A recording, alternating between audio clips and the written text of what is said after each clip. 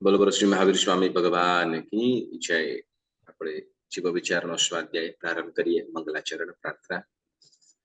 ઓમ નમો હરિહંતાણં, ઓમ નમો સિદ્ધાણં, ઓમ નમો આયરિયાણં, ઓમ નમો ઉબજ્જાયાનં, ઓમ નમો લોહે સવ્વસાહુનં, એસો પંચ નમોકારો સૌવ પાવપણાશનો, મંગલાણૌ ચ સૌવેસિં પરમં મંગલમ.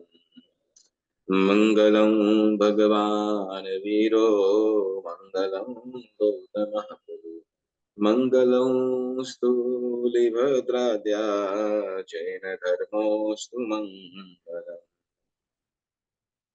નમો દુર્વાર રાગાદી વૈરી વાર નિવારિને, અર્હતે યોગીનાથાય મહાવીરાય તાයිને, અંગૂઠે અમૃત વસે લબ્ધિતણા ભંડાર, શ્રી ગુરુ ગૌતમ શમરિયે વાંછિત ફલદાતાર, અજ્ઞાનતિમિરાંધાનાં જ્ઞાનાંજनं શલાકયા, નેત્રముન્મીલિतं યેન તસ્मै શ્રી ગુરવે નમઃ, તસ્मै શ્રી ગુરવે નમઃ. શ્રી મહાવીર સ્વામી ભગવાન કી જય. બધાને પ્રણામ. બધા સાતામાં છો?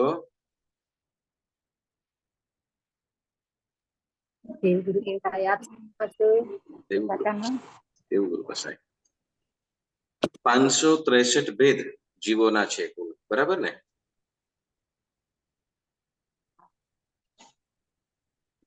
પાંચસો 563 ભેદ જીવોના છે, બરાબર?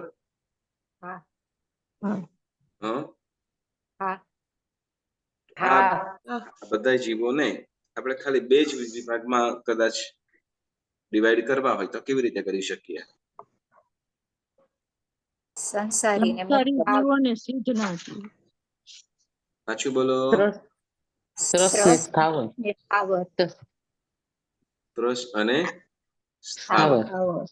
બીજો કોઈ સંસારી અને બીજો કોઈ મોક્ષ મુક્ત કઈ કહેતા હતા ને? પણ મુક્ત જે જીવો છે એ 563 માં ગણેલા નથી, બરાબર? ઓકે, મુક્ત જીવોના ભેદ કેટલા છે? 15. વેરી ગુડ, સરસ સરસ. 15, બરાબર. 15 પર્યાપ્તા અપર્યાપ્તા કેવી રીતે? ના, એવું ના હોય. પર્યાપ્ત મોક્ષમાં હોય તો ઓકે, તો મોક્ષમાં ગયેલા જીવો ત્યાં પણ ફેરફાર કરો. કોઈ જશે, કોઈ પાણીમાં રહેતા હોય, કોઈ વળી ના ના, એવું શરીર જ ના હોય. તો પછી 15 ભેદ કેવી રીતે? કઈ રીતે દ્રવ્યની અપેક્ષા. કે છેલ્લી અવસ્થાએ મોક્ષમાં ગયા તે વખતે એવો જીવની અવસ્થા કેવી હતી, બરાબર ને? કયા લિંગમાં હતા, બરાબર?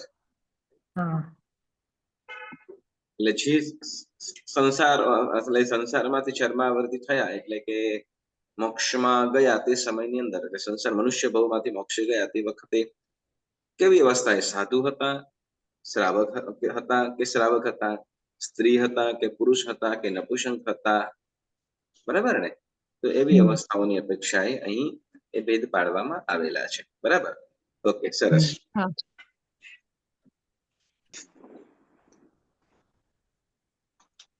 હવે આજે આપણે આગળ વધીએ છીએ. આપણે અત્યાર સુધીની અંદર કેટલા દ્વાર કર્યા છે? એક પહેલા વિભાગની અંદર આપણે જીવોની માહિતી સમજ્યા, જીવોની વિશેષતા, જેમાં 25 ગાથા સુધીની અંદર આપણે બધું સમજ્યા. અને ત્યાર પછી 26મી ગાથાથી આપણે બીજો કે જીવનું આયુષ્ય કેટલું હોય, જીવનું શરીર કેટલું હોય, બરાબર ને? લગભગ શરીર અને આયુષ્ય વિશે સમજ્યા, બરાબર ને? 6 જ મહિના આયુષ્ય હોય એવા જીવો કયા?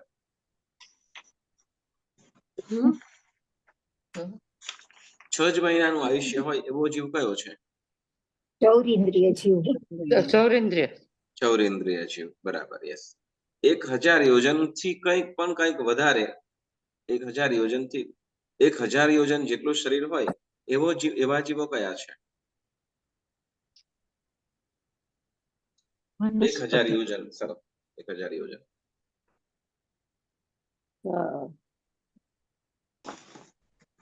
પ્રત્યેક વનસ્પતિ કાય. પ્રત્યેક વનસ્પતિ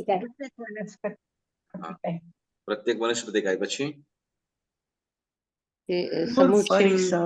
પૂર પરિસપ આવે.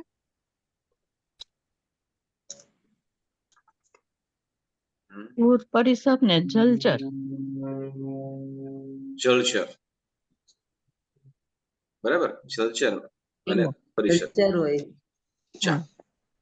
ઓકે. સૌથી ઓછું આયુષ્ય હોય, સૌથી ઓછું એવો જીવ કયા? 39 દિવસ. તેરીંજર. સાધારણ વનસ્પતિ કાય. સાધારણ વનસ્પતિ કાય. કયો? મનુષ્ય ના આવે ભાઈ? કયું? સમૂર્છિ મનુષ્ય ના આવે? સમૃદ્ધ મનુષ્ય કરતા પણ ઓછું આયુષ્ય સાધારણ વનસ્પતિ કાયમાં.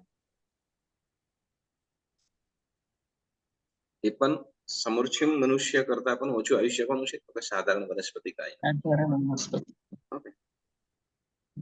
સમૃદ્ધ મનુષ્ય પણ આવી જાય, પણ પંચેન્દ્રિયમાં જોઈએ તો સમૃદ્ધ મનુષ્ય, એકેન્દ્રિયમાં જોઈએ તો સાધારણ વનસ્પતિ કાય.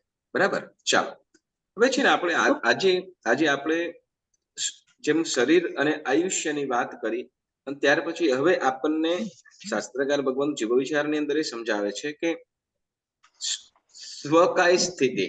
હવે દ્વારજી ચાલુ થશે. કયું? સ્વકાય સ્થિતિ. સ્વકાય સ્થિતિ. સ્વકાય એટલે શું? તો જેમ કે કોઈ જીવ ઉત્પન્ન થયો છે, સમજવા માટે ધારો કે આપણે મનુષ્ય છીએ, બરાબર ને? પંચેન્દ્રિય છીએ. મનુષ્ય, પંચેન્દ્રિય અને મનુષ્ય, બરાબર. તો જીવ આ જ શરીરની અંદર કેટલી વાર ઉત્પન્ન થાય? ધારો કે મનુષ્યમાં છીએ અને મનુષ્ય મરીને પાછો આ જીવ મનુષ્યની અંદર કેટલી વાર થઈ શકે? બરાબર ને? તો એ ફરીથી મનુષ્યમાં ઉત્પન્ન થાય, વળી ફરીથી મનુષ્યમાં ઉત્પન્ન થાય. તો આમ કહીએ તો કેટલો? તો કે એને સ્વકાય સ્થિતિ કહેવાય. બરાબર. પણ મનુષ્ય ભવમાંથી વળી પાછા કોઈ શું કે તિર્યંશ કે દેવમાં જઈને પાછા મનુષ્યમાં આવ્યા અને વળી પાછા, તો કે એક સ્વકાય સ્થિતિ ન કહેવાય, પણ શું કહેવાશે? બરાબર. એટલે એના એ જ શરીરની અંદર ઉત્પન્ન થવું, એટલે એના એ જ શરીર, એટલે આ પંચેન્દ્રિય આપણે મનુષ્ય પણ છે, એટલે આનું આ શરીર ના હોય, પણ એવો જ મનુષ્યની અંદર ઉત્પન્ન થાય. બરાબર. મનુષ્યની અંદર ઉત્પન્ન થાય તો એને સ્વકાય. વળી પાછો મનુષ્યમાં ઉત્પન્ન થાય તો એને શું કહેવાશે? સ્વકાય સ્થિતિ. ખ્યાલ આવ્યો? સ્વકાય સ્થિતિ એટલે શું?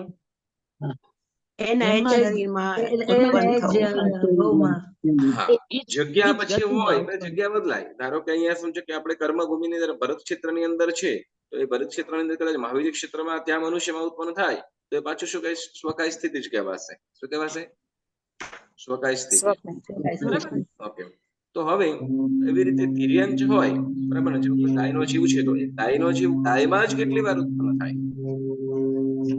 ગાયમાં અથવા શું છે કે મેલ ફિમેલ એમાં કઈ વાંધો નથી. એટલે શું છે, પુરુષ છે તો એ સ્ત્રી બની શકે એવું નથી કે ન થાય, એવું કઈ નથી, થાય. ઓકે. તો એ પણ કહેવાશે શું? સ્વકાય સ્થિતિ. શું કહેવાશે? સ્વકાય સ્થિતિ. સ્વકાય. બરાબર. એટલે સ્વકાયમાં કેટલી વાર ઉત્પન્ન થઈ શકે? તો એની વાતો આપણે કરીએ છીએ. બરાબર. હવે છે ને આ બહુ સમજવા જેવું છે, બહુ એટલે બહુ ઇમ્પોર્ટન્ટ સમજવા જેવું છે. બરાબર. તો ગાથા નંબર આપણે 39મી ગાથા નંબર 39. બરાબર. 38મી ગાથા આપણે જોઈ ગયા હતા, જેમાં આપણે સમૃદ્ધ મનુષ્ય ક્યાં ઉત્પન્ન થાય એની વાતો આપણે જાણીએ કે ગર્ભજ મનુષ્યના જે અશુચિ છે, અશુચિ હોય, મૂત્ર, વીર્ય, શ્લેષ્મ, પિત્ત, બળખા, પરસેવા, જે અશુચિ છે, બરાબર ને? તો એવા સ્થાનોની અંદર અંતર્મૂર્તની અંદર આ સમૃદ્ધ મનુષ્ય ઉત્પન્ન થઈ જાય. બરાબર. આપણે સાધુ સાધ્વી ભગવાન તો હોય ગયા, ઠલ્લે ગયા હોય તો ઠલ્લે કદાચ સુકાય બનાવ હોય તો એને લાકડાથી ગમે તે કરીને ખોરવી નાખે. માતરો ક્યાં પરઠવાય? તો કે જ્યાં તરત ને તરત સુકાઈ જાય, અંતર્મૃતમાં સુકાઈ જાય એવા સ્થાનની અંદર માતૃ પરઠવવામાં આવે. એના પાછળનું કારણ શું? તો કે કોઈ પણ પ્રકારના સમૃદ્ધ જે ઉત્પન્ન થાય નહીં. હવે સમજો કે અંદર જો આપણા શરીરનો મેલ હોય એટલું કે ભાઈ અંતર્મુખમાં ન સુકાય તો એમાં અસંખ્ય સમુચ્છિમ મનુષ્ય ઉત્પન્ન થાય અને સમુચ્છ મનુષ્ય ઉત્પન્ન થાય અને મરણ પામે તો એ બધું જ પાપ કોને લાગે તો જેનું હોય એને. બરાબર. એટલે સાધુ સાધુજી ભગવંતો અને દરેક શ્રાવક શ્રાવિકા પણ જે અહિંસા ધર્મનું પાલન કરતા અને સૂક્ષ્મતાને સમજેલા એવા દરેક શ્રાવક શ્રાવિકા એ પણ શું કરશે તો કે એ અંતર્મુહૂર્તમાં સુકાઈ જાય એ પ્રમાણે પાણી વગેરેનો પણ ઉપયોગ કરે. બરાબર. ચાલો હવે આપણે અહીંયા સ્વકાય સ્થિતિ દ્વારને આપણે સમજીએ. ગાથા નંબર 39મી છે. ગાથા બોલું છું અને ત્યાર પછી આપણે અર્થની અંદર જોડાઈએ. ઓકે. ઉદાહરણાવમાણમ એવં સંખેબ ઓ સમખાયમ જે પૂર્ણ ઇત્થ વિશેષા વિશેષ સુત્તાઉ તેને આ ગાથાની અંદર એમ કીધું છે કે એ પ્રકારે અવગાહના અને આયુષ્યનું પ્રમાણ ટૂંકમાં એટલે આપણને આ બધું છે એ ટૂંકમાં કીધું છે. બરાબર. હવે સમજો કે દરેક જીવોનું અલગ અલગ ઇન્ડિવિજ્યુઅલ જોવું હોય આયુષ્ય અને શરીર વિશે જાણવું હોય તો કે એના માટે વિશેષ સૂત્રો આવશ્યકોની અંદર વિશેષ સૂત્રોની અંદરથી જાણવું. એટલે આ જેમ જીવ વિચાર છે એ તો જીવ વિચાર નામના મહાભાસ ગ્રંથની અંદરથી લીધેલો છે. ટૂંકમાં શોર્ટની અંદર આપણને ઓળખાણ કરાવી લે. હવે જાણ કરી પણ હવે એને વિશેષ તમારે ભણવું હોય જાણવું હોય તો કે વિશેષ જે વિશિષ્ટ ગ્રંથો છે એમાંથી તમે જાણવું. કેમ કે જો બધું જણાવવા જાય તો શું થાય તો કે ગ્રંથનું લંબાણ વધી જાય અને મોટો ગ્રંથ દેખાય પછી તો કે આપણા જેવા શોર્ટ અને સ્વીટ શોધતા હોઈએ તો એવા ગ્રંથોની અંદર ભણવાનો પ્રયત્ન કરે નહીં. એટલા માટે ટૂંકની અંદર આપણને અવબોધ કરવા માટે જીવ વિચાર પ્રકરણની રચના કરેલી હતી.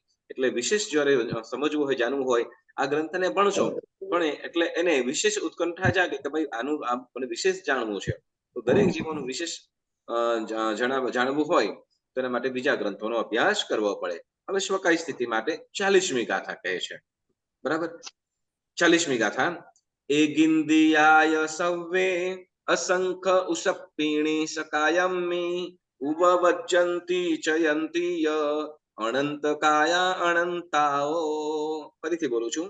એ ગિંદિયાય સવ્વે અસંખ ઉષપીણી સકાયમ્મી ઉપવજ્જંતી ચયંતીય અનંત કાયા અનંતાઓ. શું કે છે આ ગાથાની અંદર? શબ્દાર્થ પણ જોઈ લે. ઉત્સર્પિણી એટલે ઊંચે ચડતો કાળ અને વચ્ચે અવસર્પિણી એટલે નીચે ઉતરતો કાળ પણ આવે છે. તેથી અહીં ઉત્સર્પિણી અને અવસર્પિણી એમ બંને કાળ અસંખ્ય એટલે અસંખ્યાત સ્વકાયમ્ય એટલે પોતાની કાયામાં એકની એક જ જાતના જીવભેદમાં વવજ્જંતી ઉપજે છે. જયંતી એટલે છવે છે મરે છે. અનંત કાયા એટલે અનંત કાય સાધારણ વનસ્પતિ કાય અનંતાઓ અનંત. શું કે છે શબ્દ આ ગાથાર્થની અંદર જ આપણને ઘણું બધું સમજાવી દે છે કે બધા એકેન્દ્રિય જીવો અને અનંત કાય જીવો પોતાની જ કાયામાં અનુક્રમે અસંખ્ય અને અનંત ઉત્સર્પિણી સુધી ઉપજે છે અને છવે છે. શું કીધું? બધા એકેન્દ્રિય જીવો. બધા એકેન્દ્રિય જીવો શું કીધું? બધા એકેન્દ્રિય જીવો અને અનંતકાય જીવો એટલે પૃથ્વી કાય અપકાય કેવકાય વાવકાય. કાય અપકાય કેવકાય અને વાવકાય આ જીવો પોતાની જ કાયામાં એટલે એ લોકોની સ્વકાય સ્થિતિ કેટલી તો કે અસંખ્ય ઉત્સર્પિણી અને અવસર્પિણી. અસંખ્ય ઉત્સર્પિણી અને અવસર્પિણી સુધી એના એકેન્દ્રિયમાંથી એકેન્દ્રિયમાં જ પરિભ્રમણ થઈ રાખે છે. એટલે પૃથ્વી કાય છે તો પૃથ્વી કાય ની અંદર અસંખ્ય વાર જન્મ મરણ કરી લે. અસંખ્ય ઉત્સર્પિણી અવસર્પિણી સુધી બોલો. એક વખત એકેન્દ્રિયમાં પહોંચી ગયા પછી કેટલો કાળ સુધી કદાચ હવે આમાં તો પાછું એવું થાય કે આયુષ્ય એકેન્દ્રિયનું આયુષ્ય પૃથ્વી કાયનું આયુષ્ય કેટલું કીધું? 22,000 વર્ષ. બરાબર. 22,000 વર્ષ સુધી અંદર એકેન્દ્રિય જીવોની અંદર એની અંદર પીડા વેદના ભોગવે છે અને વળી પાછો છે આખું કદાચ 22,000 વર્ષનું આયુષ્ય પૂરું થાય ને પછી પાછા એની અંદર જ ઉત્પન્ન થાય તો અનેક વાર એટલે અસંખ્ય ઉત્સર્પિણી અવસર્પિણી કીધા. કેટલા? અસંખ્ય ઉત્સર્પિણી અવસર્પિણી કાળ સુધી ઉપજે છે એમ કીધું. ને જો આ એકેન્દ્રિય જીવની અંદર બોલો એકેન્દ્રિયમાં હવે જવું છે? ના હમ. હમ. જો ના. જેમાં ન જવું હોય તો એની અંદર એનાથી બચવા માટે શું કરવાનું છે તો કે એની જયના કરો, એનું રક્ષણ કરો, એની સાથે પણ મૈત્રી ભાવ લાવો. બરાબર. એટલે પૃથ્વીકાય, અપકાય, તેવકાય, વાવકાય સુધીના જીવો અસંખ્ય ઉત્સર્પિણી અને અવસર્પિણી ઉપજે છે. બરાબર. પોતાની જ કાયામાં ઉપજે છે અને શું કે છે અને પછી અનંતકાય જીવો તો કે અનંત ઉત્સર્પિણી સુધી. કેટલી? અનંત ઉત્સર્પિણી. અનંત ઉત્સર્પિણી. એટલે ઉત્સર્પિણી અનંત ગણે એટલે શું કહેવાય કે અવસર્પિણી આવી જાય. ઉત્સર્પિણી પછી અવસર્પિણી. આપણે જેમ કહેવાય કે કેટલા દિવસે આવીશ તો 5 દિવસે, તો 5 દિવસ એમ કીધું પણ વચ્ચે 4 રાતો પણ આવી જાય. બરાબર કે નહીં? બરાબર ને? જેમ વચ્ચે જેમ 4 રાતો પણ આવી જાય તો એવી રીતે ઉત્સર્પિણી અનંત ઉત્સર્પિણી કહેતો તો કે અવસર્પિણી પણ વચ્ચે આવી જાય. એટલે અનંત ઉત્સર્પિણી અવસર્પિણી સુધી પોતાની જ કાયામાં ઉત્પન્ન થાય છે. એટલે કે અનંત, અસંખ્ય વાર. બરાબર. હવે આ એકેન્દ્રિય જીવોની અંદર, હવે આની અંદર એકેન્દ્રિય જીવોની અંદર અતિ અતિ અતિ પીડાને પામતા હોય. શું કહે છે? આપણે ખ્યાલ આવ્યો ને? હવે એમ કે વનસ્પતિ કાયનો જીવ છે, પ્રત્યેક વનસ્પતિ કાયનો જીવ છે તે પોતાની જ કાયાની અંદર કેટલી વાર ઉત્પન્ન થઈ શકે? અસંખ્ય અનંતકાય. પ્રત્યેક અસંખ્ય વાર. અસંખ્ય ઉત્સર્પિણી. પ્રત્યેક કીધું. બધી અસંખ્ય ઉત્સર્પિણી. અસંખ્ય ઉત્સર્પિણી. હવે આની અંદર આપણે હવે વનસ્પતિ કાયનું આયુષ્ય કેટલું કીધું? 22,000. 22,000 વર્ષ. 22,000 તો પૃથ્વી કાયનું છે. 10,000 વર્ષ. 10 22 ભૂટવીએ 27 આવું 27 ને 22 વાસ સહસા 10. 10,000 વર્ષ. 10,000 વર્ષ. આ ગાથાનું એ છે. ગાથાથી તમે કહી શકો 22 ભૂટવીએ 27 આવું 27 ને 22 વાસ સહસા 10. વાસ એટલે વનસ્પતિ કાય, સહસા એટલે 1000, 10 એટલે 10. 10,000 વર્ષ. 10,000 વર્ષ સુધી. બરાબર ને? 10,000 વર્ષ સુધી આ ઉત્કૃષ્ટ આયુષ્ય કીધું. 10,000 વર્ષનું જે આયુષ્ય છે કેવું કીધું? ઉત્કૃષ્ટ કીધું. ઉત્કૃષ્ટ. હવે એવા 10,000 ગણીએ તો એક ઉત્સર્પિણી એક ઉત્સર્પિણી અંદર તો 20 સાગરોપમ થઈ જાય. 10 ગોળા કોડી સાગરોપમનું એક અવસર્પિણી અને 10 ગોળા કોડી સાગરોપમ ઉત્સર્પિણી, તો એક એની અંદર કેટલું થઈ ગયું? 20 ગોળા કોડી સાગરોપમ એક કાળચક્ર થઈ ગયું. તો એવા અસંખ્ય વાર એના એ જ શરીરની અંદર ઉત્પન્ન ઉપજે છે અને ચવે છે. બરાબર. એટલે એમ કે એવા સમયની અંદરથી આપણને જે આ ધર્મ મળ્યો છે ને, મનુષ્ય ભાવ મળ્યો છે, એની આપણે વિશેષતા સમજવું હોય તો આપણે આ કરવું, સમજવા જેવું છે. આપણે આ અસંખ્ય વાર ઉત્સર્પિણી અવસર્પિણી કાળ ભોગવીને આપણે ત્યાંથી કઈક 2 ઇન્દ્રિયમાં આવ્યા છું, 3 ઇન્દ્રિયમાં અને પછી 4 ઇન્દ્રિય, એમાં પણ પાછું કેટલોય કાળ સુધી એ ભમ્યા હોઈશું, ત્યાર પછી આપણને આ મનુષ્ય જન્મ મળ્યો છે. તમને ખ્યાલ આવે છે? આપણે પણ એકેન્દ્રિયમાં હતા અને શું કે અવ્યવહાર રાશિની અંદર પણ હતા. બધા પહેલાથી વ્યવહાર રાશિમાં જ હતા. એટલે વિચાર કરજો શું કે આપણે વ્યવહાર રાશિમાં આવ્યા પછી આપણે અસંખ્ય ઉત્સર્પિણી અવસર્પિણી કાઢી નાખી છે આ એકેન્દ્રિયની અંદર. અને આમ કરતા કરતા કરતા આપણને આ ફરીથી શું તો કે આ મનુષ્ય ભાવ મળ્યો છે. હવે જો આપણે ગફલતતા કરીએ, આપણને જે ધર્મ આરાધનાનો સંજોગ સમય મળ્યો અને સાધના કરી શકીએ એવી શક્તિ મળી, હવે જો આમાં ગફલતતા કરી અને અહીંયાથી હિનાતિકમાં ગયા, હિનાતિક એટલે ઓછો ધીમે ધીમે ધીમે હીન થતા ગયા, તો ફરીથી ને આપણને શું તો કે એકેન્દ્રિયમાં પહોંચતા વાર લાગે નહીં. અને મનુષ્ય માટે બધા દ્વાર ખુલ્લા છે. સાંભળજો, મનુષ્ય માટે બધા જ દ્વાર ખુલ્લા છે. જો કે મનુષ્ય મરીને મનુષ્ય મોક્ષમાં પણ જઈ શકે છે, નરકમાં પણ જઈ શકે છે અને એકેન્દ્રિયમાં પણ જઈ શકે છે. યસ, મનુષ્ય ક્યાં તો કે એકેન્દ્રિયમાં પણ ઉત્પન્ન થઈ શકે છે. એટલે આપણે સાવધાની રાખવાની છે. આ અસંખ્ય ઉત્સર્પિણી અવસર્પિણી અને એકેન્દ્રિયમાં જતા રહ્યા પછી તો કે પાછા ક્યારે નીકળીએ ખબર નહીં. એટલે કહે છે કે અસંખ્ય ઉત્સર્પિણી અવસર્પિણી સુધીની અંદર આ એકેન્દ્રિય જીવ પૃથ્વીકાય, અપકાય, તેવકાય અને વાવકાયના જીવો અને અનંતકાય જીવો જે છે એ તો કે અનંત ઉત્સર્પિણી અવસર્પિણી. આપણને આ કેવી રીતે થાય આગળનું સમજીએ એટલે ખ્યાલ આવશે. બરાબર. વિવેચન વાંચું છું. વિવેચન સ્વકાય એટલે પૃથ્વીકાય જીવ પૃથ્વીકાયમાં જ ક્યાં સુધી ઉત્પન્ન થાય? અસંખ્ય ઉત્સર્પિણી અને અવસર્પિણી સુધી ઉત્પન્ન થાય. એ જ પ્રમાણે અપકાય, તેવુકાય, વાવકાય તથા પ્રત્યેક વનસ્પતિકાય અંગે પણ સમજવું. એટલે કે પૃથ્વીકાય, અપકાય, તેવુકાય અને વાવકાય સુધીના જીવો કેટલા? તો અસંખ્ય ઉત્સર્પિણી અવસર્પિણી સુધી ઉત્પન્ન થાય છે. હવે શું કહે છે? સાધારણ વનસ્પતિકાય, સાધારણ વનસ્પતિ જીવ વારંવાર સાધારણ વનસ્પતિકાયમાં જ ક્યાં સુધી ઉપજે? સાધારણ વનસ્પતિકાય છે તો સાધારણ ની અંદર કેટલી વાર ક્યાં સુધી ઉત્પન્ન થઈ શકે?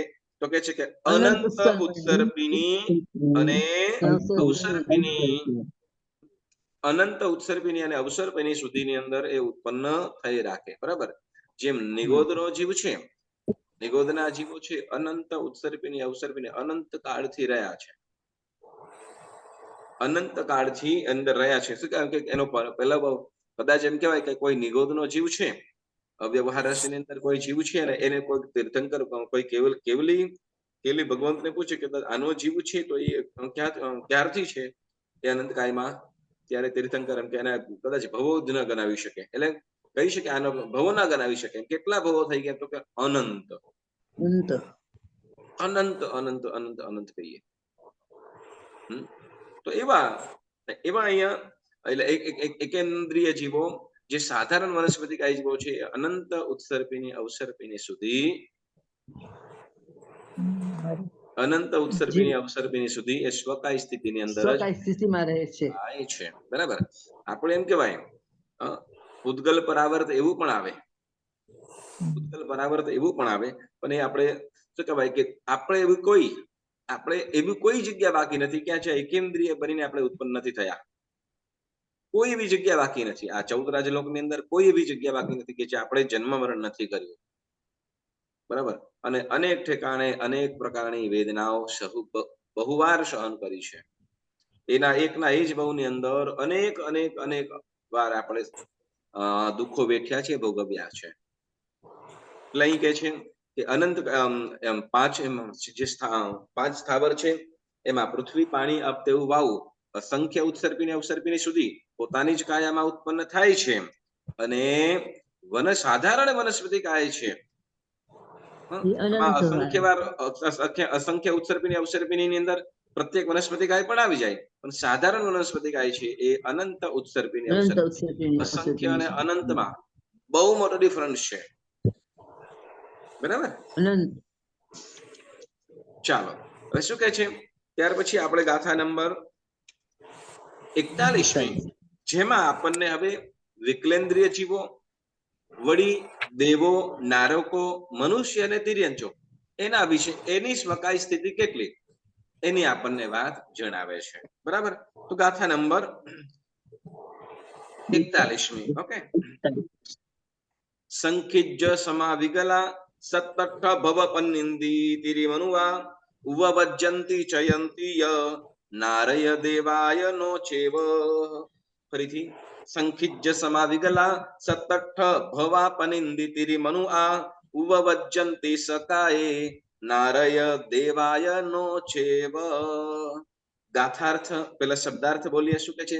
સંખિજ્જ સમા એટલે સંખ્યાતા વર્ષ, વિગલા એટલે વિકલેન્દ્રિયો, 2, 3 અને 4 ઇન્દ્રિય વાળા. બરાબર ને? વિકલેન્દ્રિય જીવો કયા કીધા?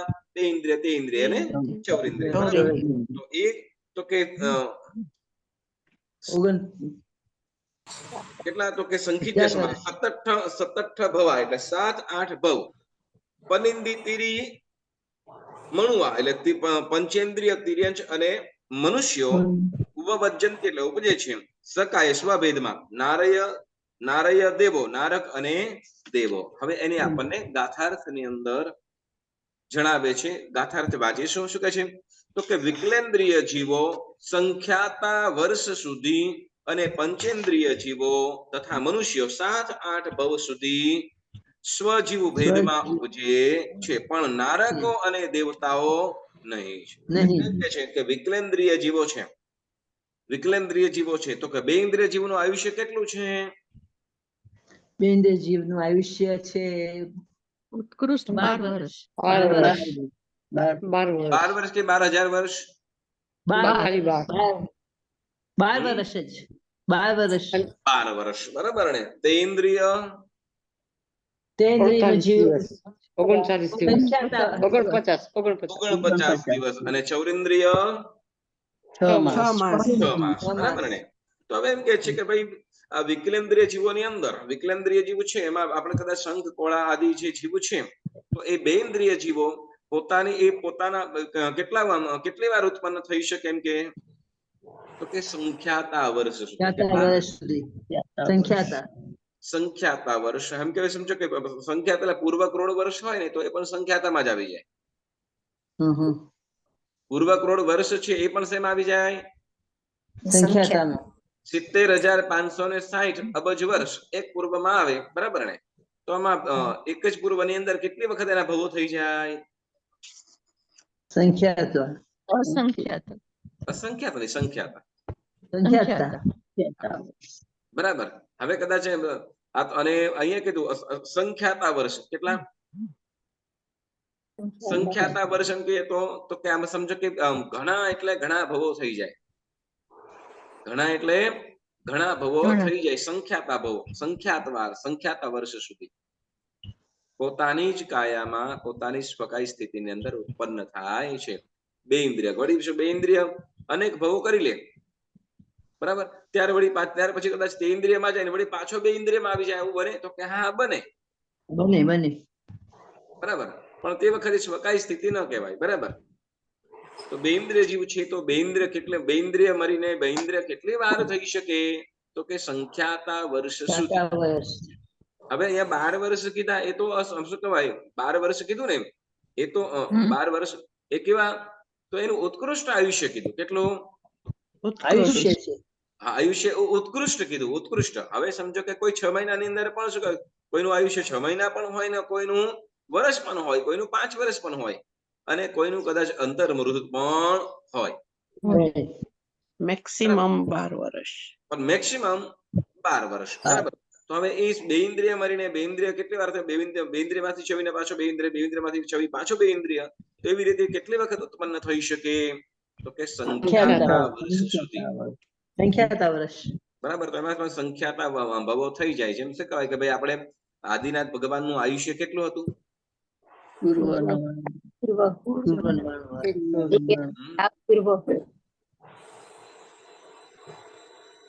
કેટલું 84 લાખ પૂર્વ 84 લાખ પૂર્વ વર્ષ બરાબર અને એક પૂર્વના વર્ષ કીધા 70,560 અબજ વર્ષ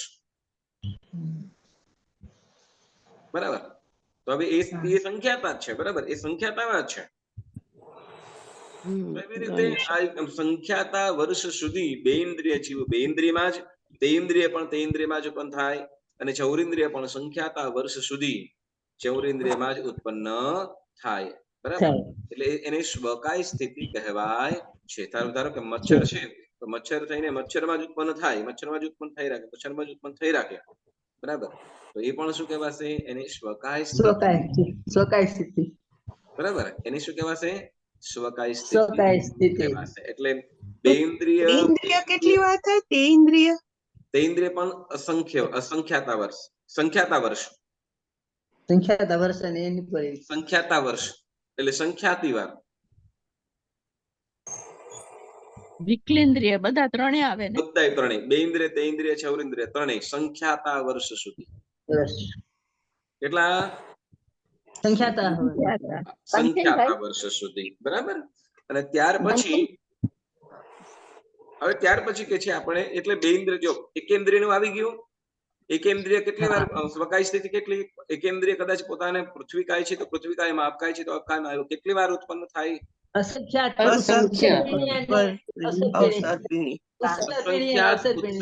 ઉત્સર્પિણી સુધી બરાબર એમાં કેટલાય ભવો થઈ જાય બરાબર તેવી રીતે બે ઇન્દ્રિય તે ઇન્દ્રિય અને ચૌરેન્દ્રિય આ જીવો સંખ્યાતા વર્ષ સુધી બરાબર શું ના પંચેન્દ્રિય તિર્યંચ નહીં પંચેન્દ્રિય જેવું પંચેન્દ્રિયમાં આવી ગયું વિકલેન્દ્રિય નથી વિકલેન્દ્રિય છે આપણે બે ઇન્દ્રિય તે ઇન્દ્રિય અને ચૌરેન્દ્રિય એને શું કહેવાય છે વિકલેન્દ્રિય તો એ સંખ્યાતા વર્ષ સુધી, બરાબર. હવે કે છે આપણને પંચેન્દ્રિય તિર્યંચની, બરાબર. પંચેન્દ્રિય તિર્યંચો, બરાબર. પંચેન્દ્રિય તિર્યંચો તથા મનુષ્યો, પંચેન્દ્રિય તિર્યંચો અને મનુષ્યો સ્વકાય સ્થિતિ કેટલી? તો કે 7-8 ભવ સુધી છે. કેટલી? હવે એમ કીધું 7-8 ભવ સુધી સ્વજીવ ભેદમાં ઉત્પન્ન થાય, બરાબર. તો મનુષ્ય છે આપણે છીએ તો સમજો કે આપણે મનુષ્ય છીએ તો મનુષ્યમાં ફરીથી કેટલી વાર ઉત્પન્ન થઈ શકીએ? 7-8 વાર. કદાચ આપણા થઈ ગયા હોય તો પછી જેટલા બાકી હોય એટલા કે પછી તો કેવા કર્મ. તો કે જો 7 કે 8 ભવ સુધી એની એ જ કાયાની અંદર, એટલે મનુષ્યને એની એ જ કાયા એટલે આના શરીરની અંદર નહીં, શરીર બીજું હોય પણ મનુષ્યનું હોય, બરાબર. તો એ કેટલા? તો કે 7 કે 8 ભવ. તો એ 7 કે 8 ભવ કેવી રીતે? તો એની આપણે વાત કરીએ, બરાબર. શું કે છે? 7 કે 8 ભવ એમ બે વિકલ્પ કહેવાનું કારણ એ છે કે 8મો ભવ અસંખ્યાતા વર્ષના યુગલિકમાં જ થાય, ત્યાંથી દેવભવમાં જાય અને પછી મનુષ્ય કે તિર્યંચમાં આવે, પણ એકી સાથે 8 થી વધારે ભવ ન જ કરે, બરાબર. 8મો ભવ કરે તો અસંખ્યાતા વર્ષના આયુષ્ય વાળામાં જ થાય છે. એટલે શું કે છે? તો કે સંખ્યાત વર્ષના આયુષ્ય વાળા, બરાબર. સંખ્યાત વર્ષના જે આયુષ્ય વાળા જે મનુષ્ય છે, બરાબર. તો એ કેટલા એને સુધી થઈ શકે છે? 7 થી 8 7 ભવ. ભવ સુધી. કેટલા? 7 ભવ સુધી. 7 ભવ સુધી, બરાબર. હવે 7 ભવ સુધી એની એ જ કાયાની અંદર, એટલે મનુષ્ય બનીને મનુષ્યમાં જ થઈ શકે છે, બરાબર. પણ હવે કદાચ 8મો ભવ થાય તો કે એ 8મો ભવ થાય તો ક્યાં? તો કે યુગલિકમાં. ક્યાં? યુગલિકમાં. જેનું આયુષ્ય કેટલું? યુગલિક મનુષ્યનું આયુષ્ય કેટલું? ઓકે, મનુષ્યનું ઉત્કૃષ્ટ આયુષ્ય કેટલું કીધું? મનુષ્યને 3 પલ્યોપમ. 3 પલ્યોપમ, બરાબર. ને મનુષ્યનું ઉત્કૃષ્ટ આયુષ્ય જે 3 પલ્યોપમ કીધું એ તો કે જે યુગલિક મનુષ્યો છે એની અપેક્ષાએ કીધેલું છે, તો એ અસંખ્યાતા વર્ષના આયુષ્ય વાળા છે. ખ્યાલ આવ્યો? અસંખ્યાતા વર્ષના આયુષ્ય વાળા, બરાબર. 3 પલ્યોપમ એટલે કેટલું લાંબુ? આપણે ખ્યાલ છે ને, એક પલ્યોપમ જેટલો ઊંડો અને ગોળ ઊંડો અને પહોળો ખાડો કરે, અને એમાં શું? તો કે યુગલિક મનુષ્યના તાજો જન્મેલા 7 દિવસના જન્મેલા બાળકના વાળ, એક વાળના 7 પીસ, અને એક એમાં 7મો પીસ હોય એના પાછળ 7, એટલે એક વાળનો 7મો પીસ હોય એના લગભગ 49 જેટલા ભાગ થઈ જાય. તો એવા લગભગ એક જ વાળના લગભગ 600 થી 800 ની ઉપર એક વાળના ભાગ થાય, બરાબર. હવે એ એટલા ઝીણા ટુકડા હોય અને એનાથી આખો એ ખાડો ભરવામાં આવે, અને ખાડો ભરીને એવું ધસોધસ ભરવામાં આવે કે ચક્રવર્તીનું સૈન્ય કે ચક્રવર્તીનું સૈન્ય મોટા હાથીઓ આદિ ઉપરથી જાય તો પણ ખાડો બેસે નહીં, એટલું ઠસોઠસ ભરવામાં આવે. હવે અને એની અંદર હવે શું? તો કે એટલું ભર્યું અને પછી એમાંથી 100 વર્ષે એક પીસનો વાળનો એક પીસ કાઢવાનો. એવી રીતે કેટલું? હવે એવી રીતે એક ખાડો એ આખો ખાલી થાય, 100 વર્ષે એક પીસ કાઢવાનો. 100 વર્ષે આપણે આપણા જેવા હોય તો એક પીસ પણ ન કાઢી શકીએ. આયુષ્ય પૂરું થઈ જાય. આપણે તો એક વાળ પણ ના કાઢી શકીએ એ લોકોનો. કેમ? તો કે આપણે તો શું કહેવાય કે કેમ 100 પહેલા તો આપણું પૂરું થઈ ગયું હોય, ખાડો ક્યાં પૂરો થાય? એટલે 100 વર્ષે કાઢવામાં આવે અને એક ખાડો ખાલી થાય તો એને એક પલ્યોપમ કીધો, એક પલ્યોપમનો સમય કીધો, બરાબર ને. તો એવી રીતે એક નહીં પણ કેટલા? તો કે 1, 2 ને 3, એટલે 3 ખાડા ખાલી થાય એવા, અને 100 વર્ષે જ કાઢવાનું પાછું, 100 વર્ષે જ કાઢવામાં આવે, બરાબર. તો એ કાઢતા 3 ખાડા ખાલી થઈ જાય એટલો, અને જેટલો સમય લાગે એને 3 પલ્યોપમ કહેવાય, બરાબર ને. 3 પલ્યોપમ જેટલું આયુષ્ય કીધું. હવે એટલે અસંખ્યાતા વર્ષ થઈ ગયા. કેટલા? અસંખ્યાતા વર્ષ. એટલે 7 ભવ સુધી, સાંભળજો, 7 ભવ સુધી મનુષ્ય સંખ્યાતા વર્ષના આયુષ્ય વાળા મનુષ્યમાં ઉત્પન્ન થાય, 7 ભવ સુધી કન્ટિન્યુ. પણ કદાચ હવે 8મો ભવ થાય તો કે એ અસંખ્યાત વર્ષના મનુષ્યના ભવની અંદર ઉત્પન્ન થાય, અને યુગલિક મનુષ્ય શું કહેવાય? પોતાનો કાળ કરી એટલે આયુષ્ય પૂર્ણ થઈ મૃત્યુ પામી નિયમા દેવગતિમાં જાય. ક્યાં જાય? દેવગતિ યુગલિક મનુષ્ય પોતાનું આયુષ્ય પૂર્ણ થયે ક્યાં જાય? દેવગતિમાં દેવગતિમાં જાય. બરાબર. બોલો, યુગલિકમાં જતા રહેવું છે અહીંયાથી? હે બોલો, નહીં કામવાળીનું ટેન્શન, નહીં કપડા ધોવાનું ટેન્શન, નહીં અસ્કારીનું ટેન્શન. આયુષ્ય બહુ મોટું. કોઈ જાતનું. અને આયુષ્ય પણ લાંબુ મોટું, અને કપડા ધોવાનું, કામવાળીને કોઈ ટેન્શન નહીં, કોઈ જાતની બીમારી. બોલો, કેટલું સારું. કેવું છે?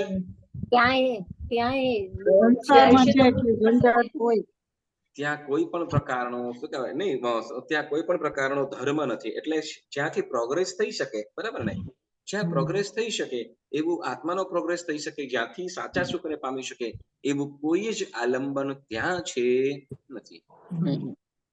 બરાબર.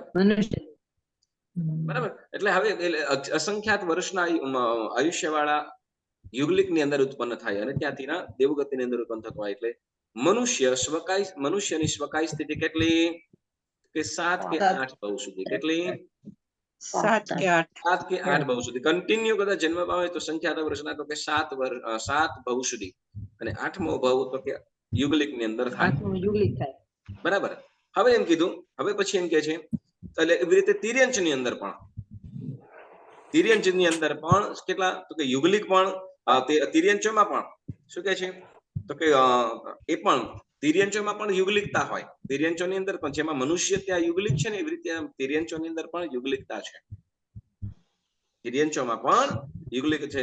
એટલે અહીં એમ કે છે કે મનુષ્ય અને પંચેન્દ્રિય તિર્યંચ એ જીવો કેટલા? તો કે સંખ્યાત વર્ષ શું કહેવાય 7 કે 8 ભવ સુધી એની એ જ સ્વકાય સ્થિતિમાં ઉત્પન્ન થાય છે. અને અહીંયા જો અહીંયા પંચેન્દ્રિય ની વાત કરીને શું, તો કે અહીંયા જે ચતુષ્પદ વગેરે જે છે એ જીવોની વાત ખાસ. હવે આમ થાય છે, સમજો કે કોઈ ગ્લેરી છે, ખિસકોલી છે, બરાબર. તો ખિસકોલી કદાચ એના ભવની અંદર કેટલા ભવ ઉત્પન્ન થાય? તો કે 7-8 ભવ સુધી. કેટલા? 7 ભવ સુધી. બરાબર. પંચેન્દ્રિય તિર્યંચ છે. પક્ષી હોય તો પક્ષી 7-8 ભવ સુધી. પંચેન્દ્રિય તિર્યંચો 7 કે 8 ભવ સુધી એ પણ ઉત્પન્ન થાય છે. બરાબર. અને પછી ગાથાની અંદર કીધું નારય દેવા નો છેવ. એટલે તો કે નરકના જીવો અને દેવો મરીને ક્યારે પણ ફરીથી દેવ થતા નથી. નારકી મરીને નારકી થતા નથી. ખ્યાલ આવ્યો? દેવો અને નારકોની સ્વકાય સ્થિતિ છે નહીં. કેમ? તો કે દેવ મરીને દેવ ન થાય, નારક મરીને નારક ન થાય. બોલો, નરકમાં વયા જવું છે? ના. પણ નરક મરીને પાછા નરક થવાનું જ નથી, એટલે પાક્કું. કેટલા છે ને, તો દેવગતિમાં ક્યાંય નથી જવું. ત્યાં તમે કીધું ને મહાવિદ્ય ક્ષેત્રમાં જવાનું, ત્યાંથી પછી દીક્ષા લઈને મોક્ષે એમ જવાનું. કહું છું, દરરોજ દેરાસરે આવવાનું છે, એમ કહું છું.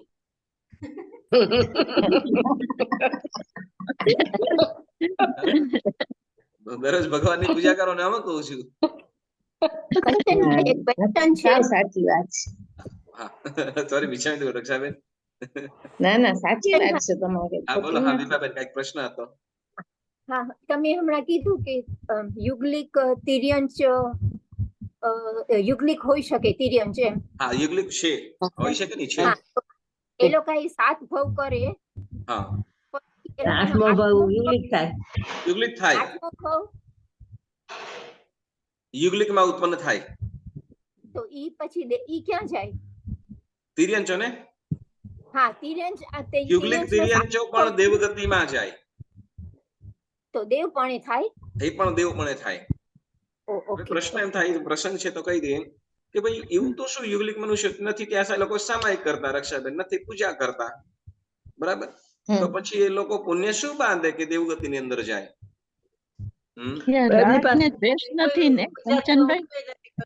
કર્મ નથી કરતા ને.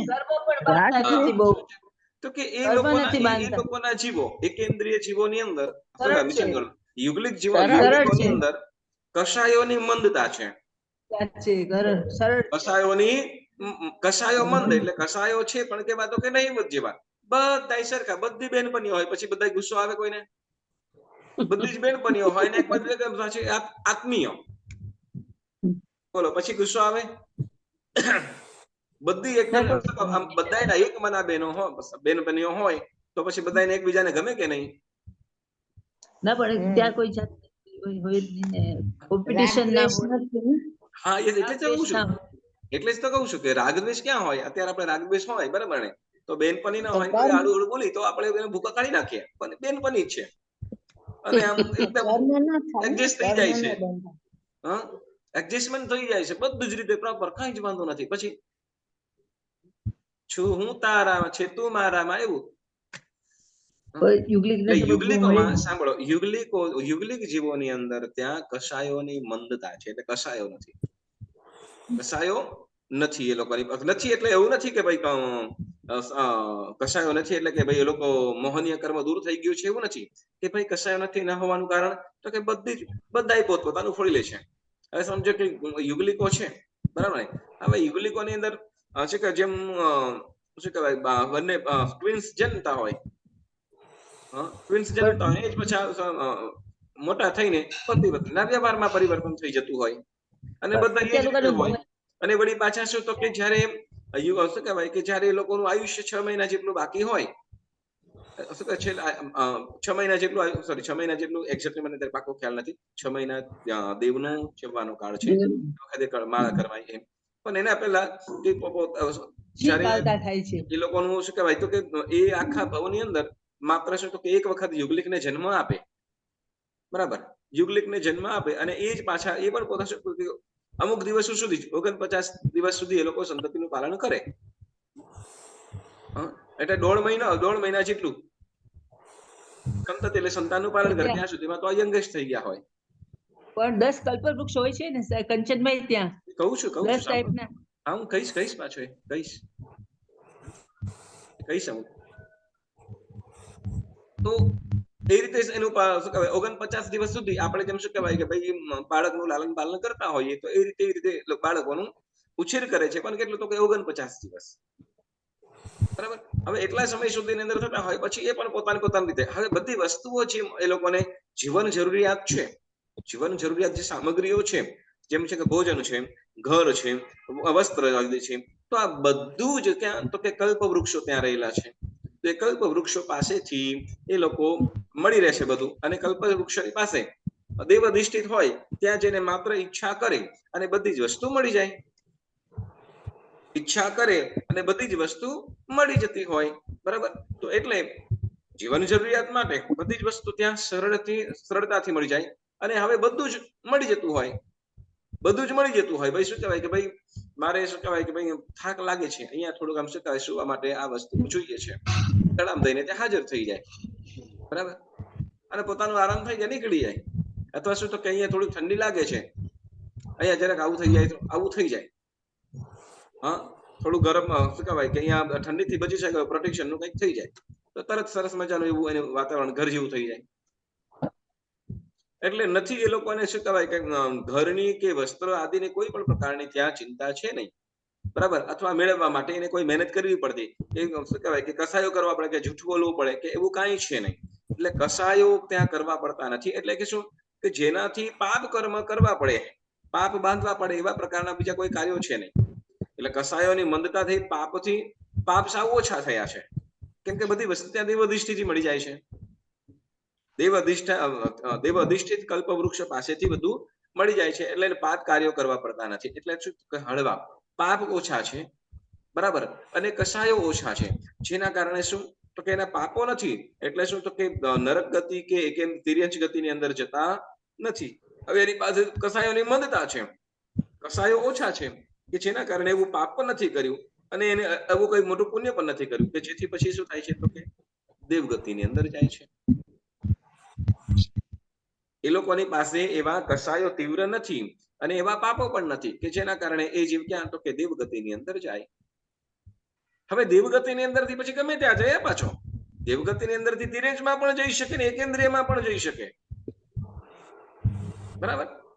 એટલે દેવગતિ પણ શું કહેવાય તો કે દેવગતિની અંદરથી પાછા તો કે દેવ મરીને ક્યારે દેવ થાય નહીં, એટલે નારય દેવા નો છેવ, નારય દેવાય નો છે એવું કરીને કીધું કે નારક મરીને નરક થતો નથી અને દેવ મરીને દેવ થાય નહીં.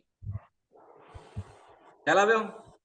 હા હવે જુઓ તો આપણને પ્રશ્ન થાય કે ચાલો ભાઈ દેવ મરીને દેવો ન થાય, બરાબર, તો નરક મરીને નરક કેમ ન થાય? તો કે જુઓ નરક ગતિના જીવો જે છે ને, નરક ગતિના જીવો જે છે તો તે વખતે શું તો કે એ લોકોને પછી ત્યાં માનસિક ભયંકર પાપો, કેમ કે એ લોકો નવા પાપ કરી શકે એવું એની પાસે છે જ નહીં. કેમ તો કે ત્યાં એ લોકો દુઃખમાંથી જ નીકળી શકતા નથી. જે બંધાયેલા કર્મ છે એને ભોગવવામાંથી જ એ નથી થતા, બરાબર. એ દુઃખોની અંદરથી દૂર થતા, દુઃખોની અંદરથી જ એવા એ થઈ જાય છે. હવે શું તો કે ત્યાં પુણ્યનો એની પાસે અભાવ હોય, એટલે ત્યાંથી શું પુણ્યનો અભાવ હોય, પુણ્ય તે વખતે નવું કાંઈ નવું ઉપાર્જન થયું હોય નરક ગતિની અંદર, એટલે શું પાપ ન થયું હોય એટલે પાછું તો કે નરક ગતિને જવા યોગ્ય પાછું ત્યાં પાપ બાંધી શકતા નથી. નરક ગતિને જવા યોગ્ય એ લોકો પાછું એવું પાપ બાંધી શકતા નથી. કોણ? તો કે નરક ગતિના જીવો. કેમ તો કે ત્યાંથી એ લોકોને જે દુઃખ છે એની અંદર સહન કરવાની અંદરથી જ ઊંચા આવતા નથી. કેમ તો કે સતત દુઃખ દુઃખ અને દુઃખ છે, બરાબર. અને દેવગતિના જીવો પણ, દેવગતિના પણ શું કરે છે તો કે દેવગતિના દેવો છે એ લોકો પણ પોતાના પુણ્યની અંદર છે, પણ લોકો નિયમ છે શું છે કે દેવ મરીને ક્યારે પણ દેવ થઈ શકે, દેવ મરીને ક્યારે દેવ થઈ શકે નહીં. એટલે દેવોની અને નારકોની સ્વકાય સ્થિતિ કેટલી નથી. દેવ અને નારકોની સ્વકાય સ્થિતિ કેટલી નથી. નથી. નથી, બરાબર. અને મનુષ્ય અને તિર્યંચની સંખ્યા 7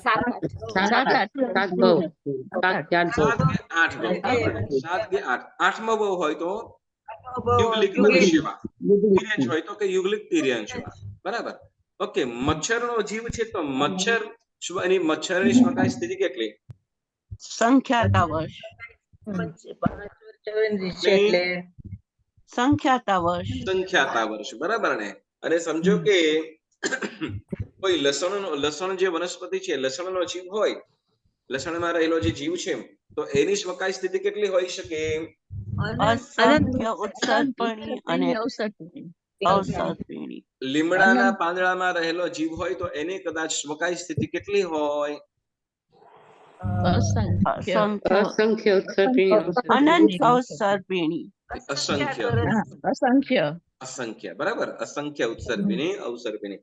એ પ્રમાણે જુઓ પૃથ્વીકાય, અબકાય, દેવકાય, વાયુકાય અને પ્રત્યેક વનસ્પતિકાય જે છે એનો સ્વકાય સ્થિતિ તો કે અસંખ્ય, ઉત્સર્પિણી અને અવસર્પિણી. સાધારણ વનસ્પતિકાયની સ્વકાય સ્થિતિ તો કે અનંત, ઉત્સર્પિણી, અવસર્પિણી, બરાબર. દેન્દ્રિય અને ચૌરેન્દ્રિય આ ત્રણેય વિકલેન્દ્રિય ત્રણેયની સ્વકાય સ્થિતિ તો કે સંખ્યાતા વર્ષ સુધી. ગર્ભજ મનુષ્ય અને તિર્યંચ, બરાબર. પંચેન્દ્રિય ગર્ભજ મનુષ્ય, પંચેન્દ્રિય તિર્યંચ, બરાબર. તો આની સ્વકાય સ્થિતિ કેટલી? તો કે 7 કે 8 ભવ સુધી, બરાબર ને. 7 ભવ સુધી કન્ફર્મ. 8મો ભવ કદાચ થાય તો એ યુગલિક ની અંદર થાય. અને નારક અને દેવોની સ્વકાય સ્થિતિ કેટલી? ના હોય. એ લોકોની સ્વકાય સ્થિતિ છે નહીં, બરાબર ને. એની સ્વકાય સ્થિતિ કેમ નથી તો એના માટે વિશેષ જાણવા માટે આપણે વિશેષ ગ્રંથોનો અભ્યાસ કરવો પડે. જેમ યુગલિક મનુષ્ય હોય એ લોકો દેવલોકમાં કેમ જાય ની આપણે વાત કરી. નરકના જીવો અને દેવગતિના જીવોની સ્વકાય સ્થિતિ કેમ નથી તો કે નિયમમાં એ લોકો ત્યાં ઉત્પન્ન થતા નથી. નારકનો જીવ મરીને નારકમાં ન ઉત્પન્ન થાય અને દેવગતિનો જીવ દેવગતિમાં ઉત્પન્ન થાય નહીં, બરાબર. એ રીતે એ લોકોની સ્વકાય સ્થિતિ છે નહીં, બરાબર. તો આજે આપણે એટલે સુધી સ્વકાય સ્થિતિ દ્વારની અંદર આપણે સ્વકાય સ્થિતિ દ્વાર પૂરું થયું, બરાબર.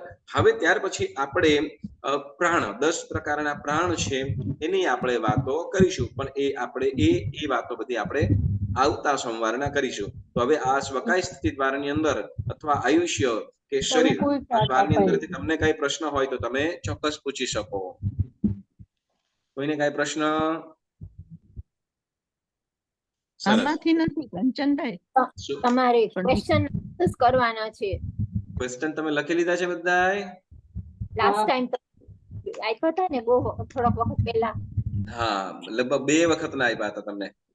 ના હા પાંચ વખત આપ્યા. લીધા છે